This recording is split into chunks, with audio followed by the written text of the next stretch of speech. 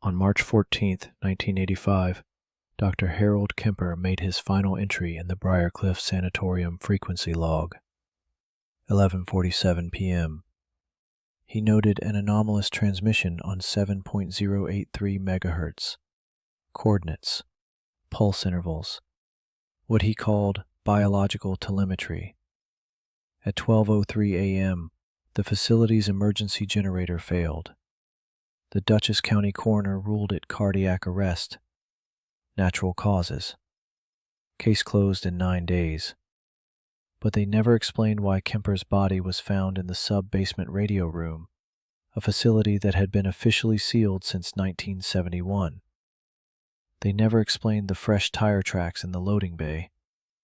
And they never explained why his frequency logs, meticulously maintained for 11 years, were missing the final 4 pages. Glenn Fitch had been a licensed amateur radio operator since 1972. Call sign WA2BKX. His basement in Poughkeepsie looked like Mission Control had a nervous breakdown. 3 transceivers, 2 oscilloscopes, a spectrum analyzer he'd rebuilt from military surplus. Frequency logs going back 13 years, all in the same spiral notebooks, all in the same mechanical pencil. He'd never met Harold Kemper, but he'd talked to him. Every Tuesday and Thursday night for 6 years on the 2-meter repeater. Kemper had been the one who taught him about propagation patterns, about skip conditions, about the strange things you could hear if you listened at the right frequency at the right time. Fitch had read about Kemper's death in the Poughkeepsie Journal. Paragraph 8. Page 12. Retired physician dies at former workplace. Natural causes. The first thing that bothered Fitch was the location. Briarcliff had closed in 1969. State budget cuts. The buildings had been mothballed, then abandoned, then forgotten. No electricity since '73. No heat since '71. So what was he doing there at midnight? Fitch pulled out his logbook from March, found the entry. March 14th, 22:47 local time. Kemper had signed off early, said he had work to do. Work. At an abandoned sanatorium. With no power. The second thing that bothered him was the frequency. 7.083 megahertz. That wasn't amateur radio. That was shortwave. Government allocation. The kind of frequency you weren't supposed to transmit on, unless you had a very specific reason. Fitch drove to Briarcliff 3 days after the funeral, Saturday morning. The main gate was chained, but the chain was new, bright steel against rusted iron. The caretaker's cottage sat empty, windows dark, but the grass around it had been mowed recently. He walked the perimeter, found the loading bay on the east side. The coroner's report said Kemper had entered through a broken window, but the loading bay door had fresh lubricant on its tracks. Someone had been using it regularly. Okay, Harold. What were you into? The tire tracks the newspaper mentioned were gone now. Gravel raked smooth. But Fitch noticed something else. A fresh utility pole. Temporary power line running to the sub-basement. The kind of hookup you'd use for construction, or for equipment that needed to run when no one was watching. The Dutchess County Records Office occupied the 3rd floor of the county building. Fitch arrived Monday morning with a list of questions and a thermos of coffee. The clerk was a woman named Dolores Pruitt, who looked like she'd been filing documents since the Eisenhower administration. Briarcliff? What do you want with that old place? Property records. I'm researching the history. Local history project. History, right. She disappeared into the stacks for 20 minutes. Came back with a single folder. That's all we have. Property transferred to the state in '69. Maintenance contract with Henley Services through '74. After that, nothing. Nothing? No inspections? No utilities? Building's been condemned since '76. Nobody's supposed to be in there. She said it like she was reading from a script, like she'd said it before. Henley Services had an office in Wappingers Falls. a converted garage behind a plumbing supply warehouse. The man behind the desk introduced himself as Roy Henley, third generation. His grandfather had started the company in 1932. Briarcliff? That contract ended before my time. My father handled it. Is your father available? Died in 79. Stroke. Fitch watched Roy's hands. They were steady. Too steady. Do you have records from that period? Invoices? Work orders? We had a fire in 81. Lost everything before 78. A fire, of course. Fitch had been doing cold case research for 8 years. He knew the pattern. Convenient fires, convenient deaths, convenient gaps in the record. That's unfortunate. Yeah, real unfortunate. Roy Henley's hands were still steady, but his jaw was tight. Back in his basement, Fitch pulled out his collection of QSL cards, confirmation cards from other operators. He found the ones from Kemper, WA2RTK, 14 cards over 6 years. Each one included a hand-drawn sketch of propagation conditions. Kemper had been meticulous, obsessive even. The last card was dated February 1985, 1 month before Kemper died. On the back, in Kemper's precise handwriting, Glenn, interesting developments on 7.083. Patterns emerging. We'll discuss when ready. Patterns. What patterns? Fitch turned on his spectrum analyzer, tuned to 7.083 megahertz. Nothing but static. But that frequency was allocated to government research. Specifically, according to his reference manual, to the Department of Health and Human Services. Medical telemetry research. Fitch spent the next week in the Poughkeepsie Public Library, microfiche archives, newspaper morgue. He was looking for anything about Briarcliff before it closed. What he found was careful, too careful. The sanatorium had opened in 1923, tuberculosis treatment. By the 50s, it had expanded to include psychiatric care. By the 60s, it was primarily a state facility for long-term patients. The closure in 69 was attributed to budget cuts. 300 patients transferred to other facilities. But there were gaps. 1962 through 65 had almost no coverage, no inspection reports, no board meeting minutes, just a single article about a federal grant for innovative treatment research. The grant had come from the National Institutes of Health. The project director was listed as Dr. Harold Kemper. The NIH office in Bethesda put Fitch on hold for 45 minutes. When someone finally came on the line, it was a woman with a voice like a closing door. I'm sorry, sir. Grant records from that period are archived off-site. Retrieval takes 6 to 8 weeks. Can you at least confirm the grant existed? Project number 72-419. I'm showing no record of that project number. But I have a newspaper article that... Sir, I'm showing no record. Is there anything else I can help you with today? Fitch stared at the receiver. No record. A federal grant that funded research for 3 years. Mentioned in the local newspaper. And no record.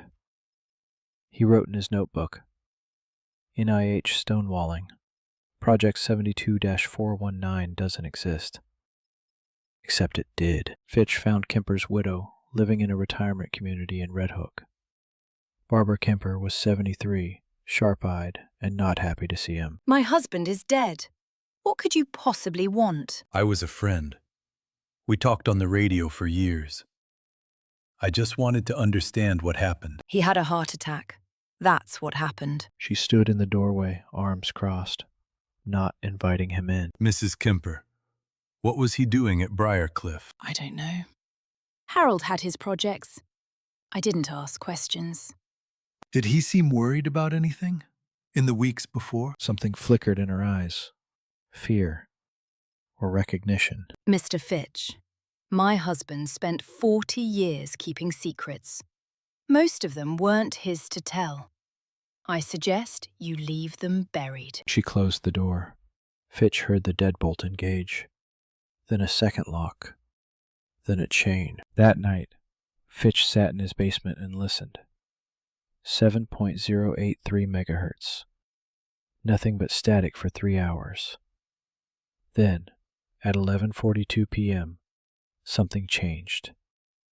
A pattern emerged from the noise, regular pulses.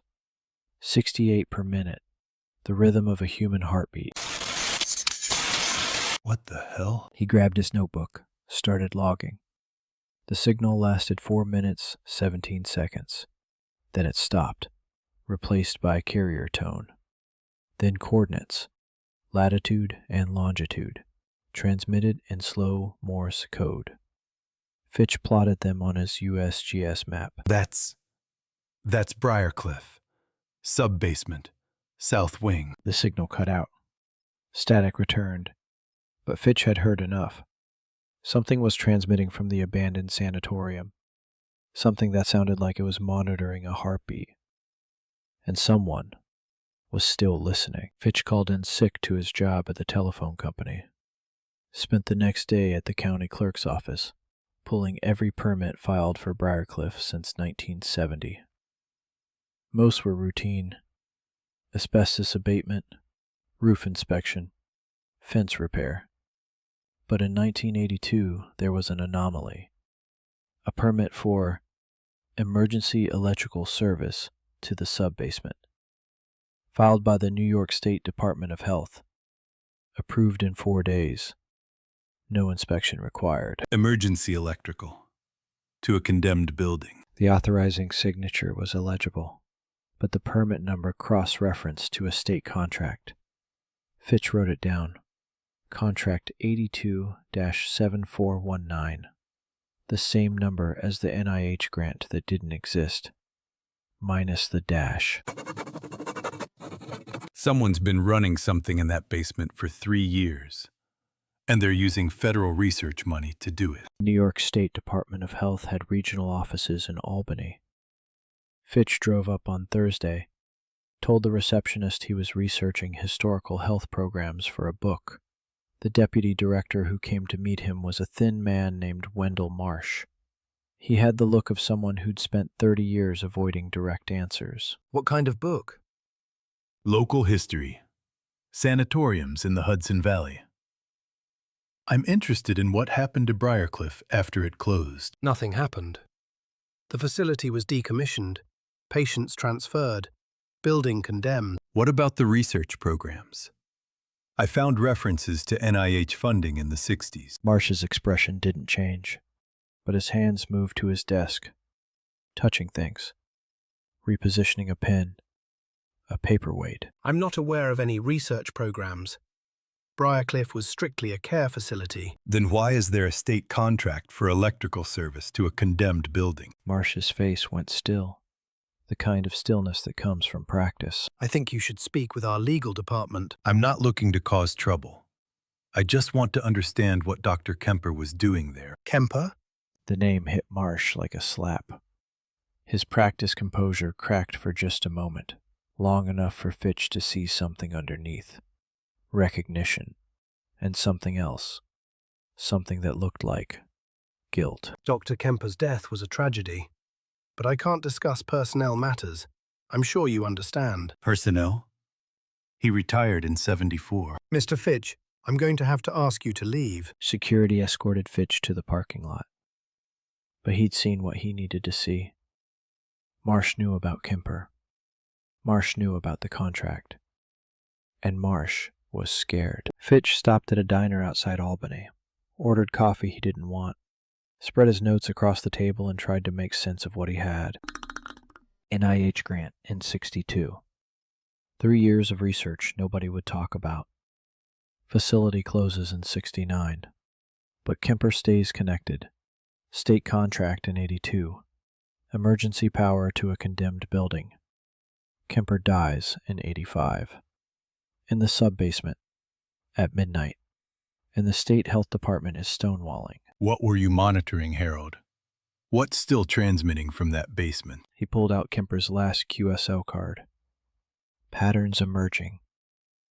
Kemper had been a physician, a researcher. He'd spent 3 years on a project that officially didn't exist. And he died in the same building where he'd done that research. 20 years later. Still listening. Back in Poughkeepsie, Fitch made phone calls. Old contacts from his cold case research, a retired FBI agent in Connecticut, a medical examiner in Westchester who owed him a favor, and a woman named Ruth Decker who'd spent 20 years as a nurse at state psychiatric facilities. Briarcliff? I did a rotation there in '63. Only lasted 6 months. Why only 6 months? I asked too many questions. About the research ward. Research ward? Sub-basement. South wing. We weren't supposed to go down there, but sometimes you'd hear things. At night. What kind of things? Ruth was quiet for a long moment. When she spoke again, her voice was different. Smaller. Sounds that didn't make sense, like telemetry, beeping, regular rhythms, and sometimes voices. But not talking, more like responding to commands. Ruth Decker agreed to meet Fitch at a coffee shop in Beacon. She was 71, walked with a cane, and had the haunted eyes of someone who'd carried a secret too long. I should have talked about this years ago. But they made us sign things. Confidentiality agreements. Who made you sign? State Health Department. Before we started, and again when we left. She stirred her coffee, watching the spoon go around and around. The research ward had 12 patients, long-term psychiatric cases, no family, no visitors. They were different, quieter than the others, almost like they were asleep, but their eyes were open. What kind of research? I don't know exactly. Dr. Kemper ran it. Something about brain waves, electrical patterns. They had equipment I'd never seen before. Antennas, receivers, machines that made sounds like a Geiger counter. Fitch wrote it all down. Brainwaves, electrical patterns, telemetry. Ruth stopped talking when a man entered the coffee shop. Tall, gray suit. He ordered at the counter, didn't look in their direction. But Ruth watched him like he was a snake. I should go. Ruth, wait. What happened to those patients when the facility closed? Transferred. That's what they told us. To other state facilities. But you don't believe that. She was already reaching for her cane. Her hands were shaking. Mr. Fitch, I counted 12 patients in that ward. I saw the transfer records. They listed 8. What happened to the other 4? You're saying 4 patients disappeared. I'm saying I never saw them leave. And I never saw them on any transfer manifest. And nobody asked any questions. She stood up, dropped money on the table, didn't look back. The man in the gray suit was still at the counter, stirring his coffee. Not drinking it, just stirring. That night, Fitch monitored 7.083 megahertz again. The signal came at the same time, 11:42 p.m., same pattern, heartbeat rhythm, coordinates. But this time, there was something else.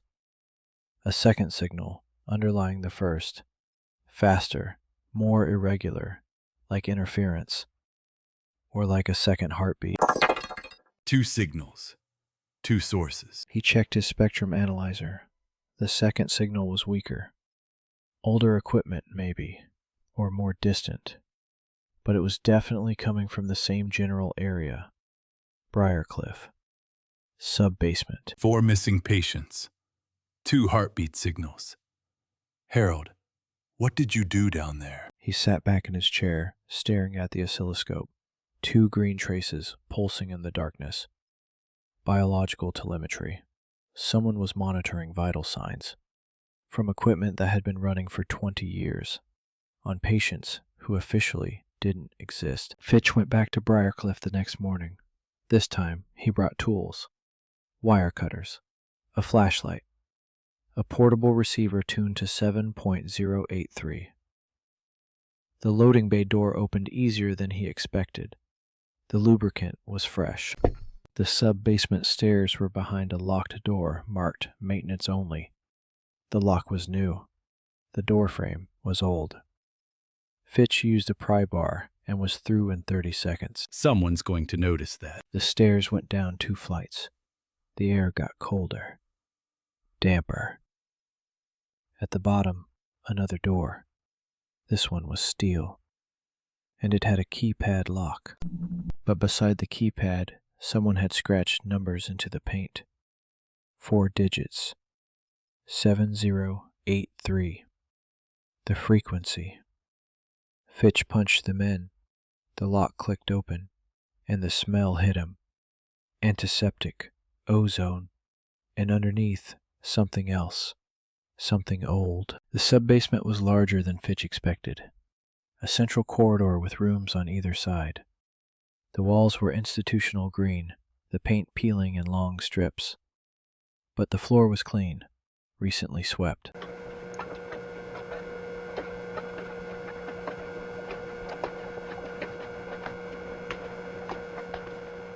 The first 2 rooms were empty, stripped to bare concrete.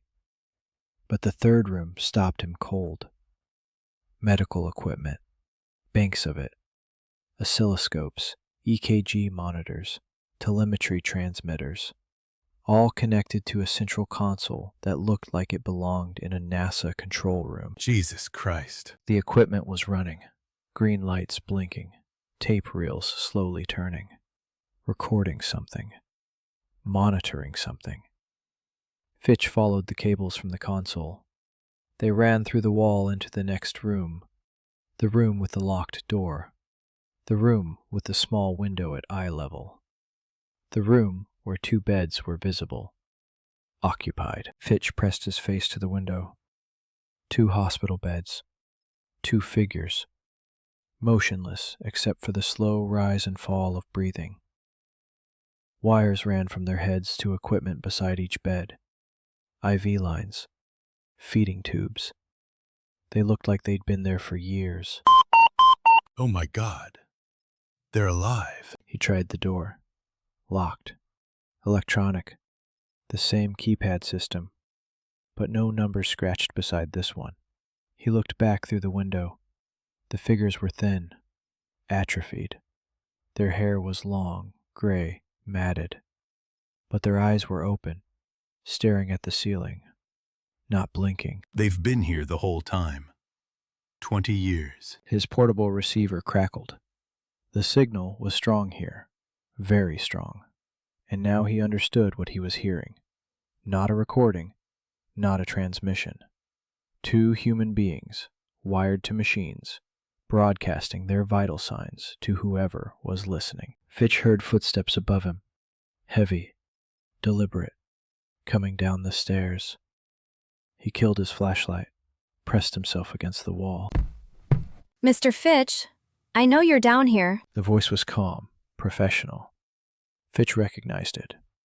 Wendell Marsh, the deputy director from Albany. You've seen too much. But I suppose that was inevitable. Harold always talked too much on his radio. Marsh appeared at the end of the corridor. He wasn't alone. 2 men in white coats flanked him. One of them carried something that looked like a cattle prod. This facility is a matter of national security. The research conducted here has applications you couldn't begin to understand. Research? You've got people locked in a basement for 20 years. Subjects, Mr. Fitch. Not people, subjects. And they've contributed more to science in their sleep than you'll contribute in your entire life. Fitch's mind was racing. The exit was behind Marsh, no other way out. But he had his portable receiver, still recording, still transmitting. The NIH grant in '62. Project 72-419. What was it really for? You're very thorough. Harold said that about you. Said you'd be the one to figure it out eventually. He knew you'd come after me? He hoped we wouldn't have to. He hoped his death would end the questions. But you kept asking. Marsh stepped closer. The men in white coats spread out, blocking the corridor. The project was simple, really.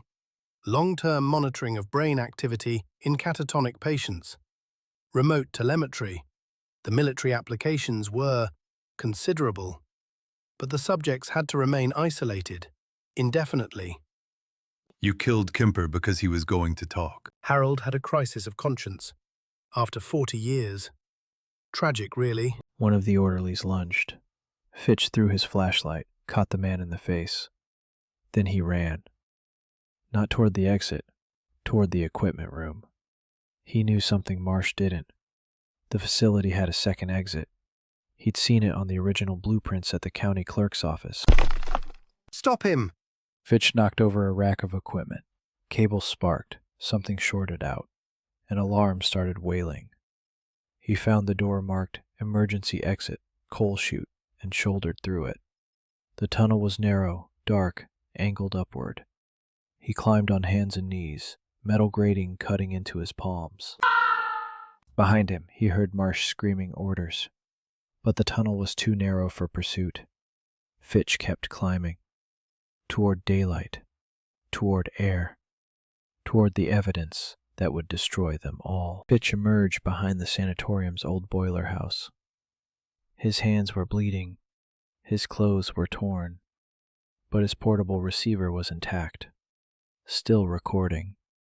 He ran to his car, parked a quarter-mile away on a fire road, started the engine, drove. He didn't stop until he reached Kingston, a different county, different jurisdiction.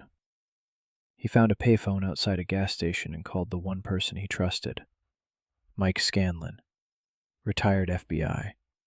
They'd worked 3 cold cases together in the 70s. Mike, I need help. I've got evidence of illegal human experimentation, government involvement, murder. Slow down. Where are you? Kingston. Mike, they've had people locked in a basement for 20 years, monitoring their brainwaves, and they killed a man to keep it quiet. Do you have proof? I've got recordings. I've got documents. I've got names. Stay where you are. I'm coming to you. Scanlon arrived 3 hours later. He looked the same as Fitch remembered. 62, silver hair, eyes that had seen too much and remembered all of it. Show me what you've got. They sat in Scanlon's car, parked behind the gas station. Fitch played the recordings, showed him the documents, told him everything. This is bad, Glenn. This isn't local corruption. This is federal. I know. You understand what that means? You can't just take this to the police. They'll bury it. Or bury you. Then what do I do? Scanlon was quiet for a long time, watching the gas station, the road, the shadows. I know a reporter. New York Times. She's been chasing government medical experiments for years. Tuskegee, the radiation tests. If anyone can make this stick, it's her. Can you trust her? I trust that she hates these bastards more than she wants a Pulitzer. That's enough. The reporter's name was Helen Vance. She met them at a diner in Rhinebeck the next morning. She was 45, chain-smoked, and had the look of someone who hadn't slept well in years. Mike says you've got something big. Human experimentation. State-sanctioned. Going back to 1962. He told her everything, showed her the documents, played the recordings. When he finished, she sat back and lit another cigarette. I've heard rumors about programs like this, but never anything concrete. You're saying there are still subjects alive in that facility? 2 that I saw. There could be more. And the state health department is running it? With federal money. NIH grant that officially doesn't exist. Helen looked at Scanlon, then back at Fitch. If I run this story, they'll come for all of us. You understand that? They already came for Harold Kemper. I'd rather die telling the truth than live with the silence. Helen spent 2 days verifying what she could. The NIH grant number matched fragments and declassified documents from a 1976 Senate investigation. The contract number appeared in state budget records, buried under facility maintenance. The frequency allocation was registered to a Department of Defense research program that had been officially terminated in 1973. It's all there. Pieces of it anyway. But I need more. I need someone inside to confirm. Ruth Decker, the nurse. She'll talk. You sure? She's been waiting 40 years for someone to ask the right questions. Helen made the call. Ruth agreed to meet.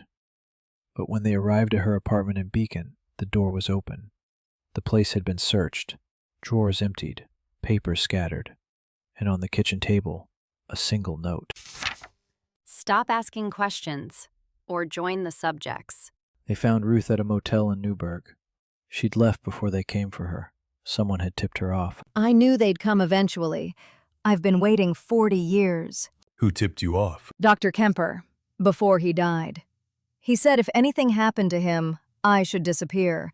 He said they'd come for anyone who knew. Mrs. Decker, I need you to tell me everything.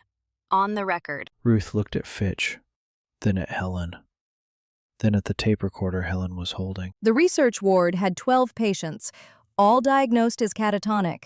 No families, no visitors. But they weren't catatonic. Not really. What do you mean? They were drugged, sedated, kept in a state between sleep and waking. Dr. Kemper called it receptive consciousness, said it made their brain waves easier to monitor. Monitor for what? I don't know exactly, but I heard him talking once to someone from Washington. He said they were testing long-range biological communication. Fitch sat in his basement that night, surrounded by his equipment, his notes, his recordings. Helen had the story. Ruth had confirmed the details. Scanlon was arranging protection. But something still didn't fit. He pulled out all his frequency logs. Every conversation with Kemper. Every note. Every observation. Okay, Harold. Let's put this together. He spoke aloud, the way he always did when working through a problem. 1962. NIH funds a research program at Briarcliff. Brainwave monitoring in catatonic patients. But they're not really catatonic. They're drugged, kept in a receptive state. You're testing biological telemetry, remote monitoring of brain activity. Military applications, long-range communication without radio. He paused, looked at the oscilloscope. The two signals were still there. 2 heartbeats, 2 subjects, still alive after 20 years. The facility closes in '69. But the research continues. 4 patients never transfer. They stay, hidden in the sub-basement. You keep monitoring them. For 20 years. Fitch kept talking, building the picture. But something changes. 1982. You get new funding. State contract. Emergency power. Someone wants to keep the program running. Someone in Albany. Marsh. He looked at the QSL card from Kemper. Patterns emerging. You start seeing something in the data. Something you didn't expect. The subjects are changing. After 20 years of monitoring, their brain patterns are, what? Synchronizing? Evolving? You don't know what it means, but you know it's important. And you know it's wrong. He stood up, started pacing. March 14. You go to the facility to check the equipment, to see the subjects, and someone follows you. Marsh, or someone working for Marsh. They can't let you talk. You know too much. You've seen what they've done, what they're still doing. They kill you. Stage it as a heart attack, natural causes. But they don't know about me. They don't know you've been talking to someone on the radio for 6 years, teaching me how to listen. The phone rang. Fitch grabbed it. Glenn, we have a problem. Marsh is gone. Left Albany yesterday. His house is empty. Looks like he cleared out in a hurry. He's running. Or cleaning up. Glenn, if he goes back to Briarcliff. The subjects. He'll destroy the evidence. I've got a photographer meeting me in Poughkeepsie. We're going to document everything we can before... No, I'll meet you there. I know the layout. I know where the equipment is. It's too dangerous. Helen, those people have been locked in a basement for 20 years. They're the only proof that any of this happened. If Marsh gets there first, he'll kill them. And nobody will ever know. Helen was quiet for a moment. 1 hour. Loading bay. Bring your recorder. Fitch arrived at Briarcliff at 10:30 p.m. Helen's car was already there. So was another vehicle. State plates. The loading bay door was open. Light spilled out from the sub-basement. He approached carefully, heard voices, Helen's, and another. Marsh. Understand what you're interfering with.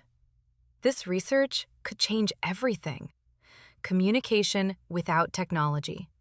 Pure thought transmission. You've kept human beings in cages for 20 years. They volunteered. Originally. They were psychiatric patients with no families. They couldn't consent to anything. Fitch crept closer. He could see them now, through the loading bay door. Helen with her camera, Marsh with a gun. 2 orderlies behind him, loading equipment into a van. The research is more important than any individual. More important than you. More important than your newspaper. This is going to disappear, Ms. Vance, along with everyone who knows about it. Fitch moved before he could think about it, grabbed a fire extinguisher from the wall and threw it. It hit one of the orderlies in the back. The man went down. Marsh spun, fired. The shot went wide, sparking off the concrete wall. Helen, run! She didn't run. She kept taking pictures. Flash after flash, documenting everything. The equipment. The van.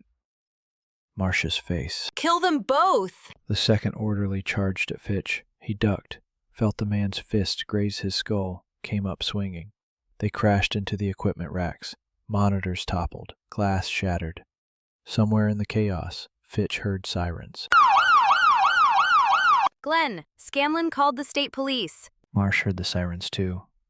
He looked at the van, half loaded, at the evidence he couldn't take, at the witnesses he couldn't silence. Then he ran. The state police found the subjects in the sub-basement. 2 elderly men, emaciated, unresponsive, still wired to machines that had been monitoring their brain activity for over 2 decades. The paramedics didn't know what to do with them. Nobody did. Sir, I need you to come with me. We need a statement. There are records in the equipment room, logbooks. Everything's documented. We'll secure the scene. Right now, I need you outside. Fitch let them lead him out. Helen was already talking to another officer, showing him her credentials, explaining what they'd found. The photographer from her paper was documenting everything. Police tape going up, state vehicles arriving. The story was out now. No putting it back. But Marsh was gone. His car had been found abandoned on Route 9, keys in the ignition. He'd disappeared into the darkness, like he'd never existed. Helen's story ran 3 days later, front page, above the fold. Secret state program kept human subjects in underground facility for 22 years. The details were worse than Fitch had imagined. The subjects, 4 originally, 2 survivors, had been part of a classified program to develop biological remote sensing, brainwave monitoring at a distance.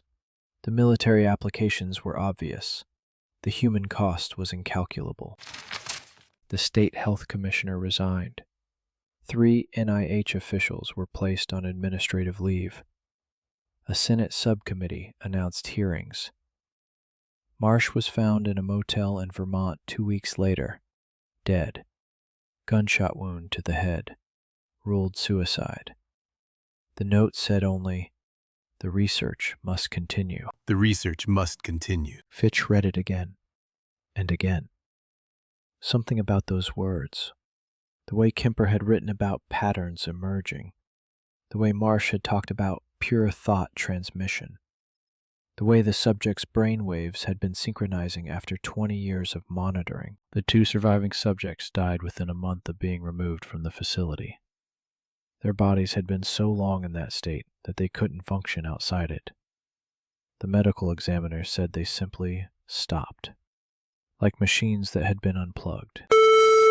Fitch testified at the Senate hearings, told them everything, about Kemper, about the frequency, about what he'd found in the sub-basement. They thanked him for his service, promised a full investigation, classified the transcripts immediately afterward. Classified, of course. He drove back to Poughkeepsie that night, sat in his basement, listened to the silence on 7.083 megahertz. The signals were gone now, the equipment destroyed, the subjects dead. But something else was there, a faint carrier tone, regular, rhythmic, like a heartbeat, or like something waiting. Ruth Decker called him 6 months later. She'd seen something in the paper, a small article, page 12. A new research facility had been approved for construction in upstate New York, funded by a private foundation with connections to the Department of Defense. The project director was listed as Dr. William Marsh, no relation to Wendell Marsh, according to the records. They're starting again, aren't they? I don't know. Maybe. What are you going to do? Fitch looked at his equipment, his logs, his recordings, everything he'd collected over 30 years of listening. Same thing I've always done, Ruth. Keep listening. Keep asking questions. Keep records. And if they come for you? Then someone else will find my notes. Someone else will hear the signals. Someone else will ask why. He hung up the phone, turned on his receiver, tuned to 7.083 megahertz, and waited. The carrier tone on 7.083 megahertz continued for another 3 years. Then it stopped. No explanation, no record, just silence where there had been signal. The Senate investigation concluded in 1987 with a classified report that was never released. The Briarcliff facility was demolished in 1989. The land was sold to a development company that built condominiums on the site. Glenn Fitch continued his amateur radio work until 1994, when declining health forced him to sell his equipment. He donated his logs, 40 years of recordings, notes, and observations, to the Poughkeepsie Historical Society. They remain there today in the archives, uncatalogued and unread. The official file on Harold Kemper's death remains stamped Death Ruled Accidental. The frequency 7.083 MHz was reallocated in 1991. To whom and for what purpose is classified.